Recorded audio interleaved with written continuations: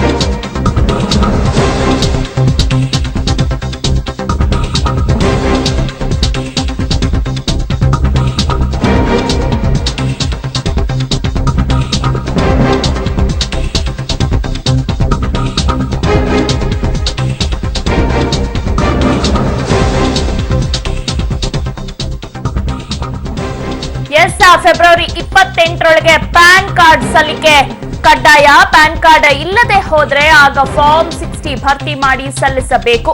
Bank, ಅಂಚೆ ಕಚೇರಿಗಳಲ್ಲಿ ಉಳಿತಾಯ ಖಾತೆದಾರರು ಪ್ಯಾನ್ ಇಲ್ಲವೇ ಫಾರ್ಮ್ 60 ಸಲ್ಲಿಕೆ ಕಡ್ಡಾಯವಾಗಿದೆ.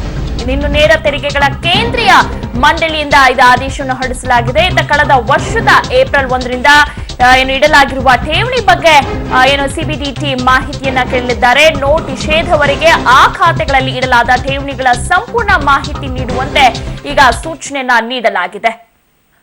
ಫೆಬ್ರವರಿ 28ರೊಳಗೆ ಪ್ಯಾನ್ ಕಾರ್ಡ್ ಸಲ್ಲಿಕೆ ಈಗ ಕಡ್ಡಾಯವಾಗಿದೆ. ಪ್ಯಾನ್ ಕಾರ್ಡ್ ಇಲ್ಲದೆ ಹೋದ್ರೆ ಆಗ ಫಾರ್ಮ್ 60ಯನ್ನ ಭರ್ತಿ ಮಾಡಿ ಸಲ್ಲಿಸಬೇಕು. ಬ್ಯಾಂಕ್, ಅಂಚೆ ಕಚೇರಿಗಳಲ್ಲಿ ಉಳಿತಾಯ ಖಾತೆದಾರರು ಪ್ಯಾನ್ ಇಲ್ಲವೇ ಫಾರ್ಮ್ 60ಯನ್ನ ಸಲ್ಲಿಕೆ ಮಾಡಬೇಕು. ನೇರ ತೆರಿಗೆಗಳ ಕೇಂದ್ರೀಯ ಮಂಡಳಿಯಿಂದ ಆದೇಶ ಹೊರಡಿಸಲಾಗಿದೆ. ಕಳೆದ ವರ್ಷದ ಏಪ್ರಿಲ್ 1ರಿಂದ ಇಡಲಾಗಿರುವ ಠೇವಣಿ ಬಗ್ಗೆ ಮಾಹಿತಿಯನ್ನ ಸಿಬಿಡಿಟಿ ಕೇಳಿದೆ. ನೋಟು ನಿಷೇಧದವರೆಗೆ ಆ ಖಾತೆಗಳಲ್ಲಿ ಇಡಲಾದ ಠೇವಣಿಗಳ ಸಂಪೂರ್ಣ ಮಾಹಿತಿಯನ್ನ ನೀಡುವಂತೆ ಈಗ ಸೂಚನೆಯನ್ನ ನೀಡಲಾಗಿದೆ.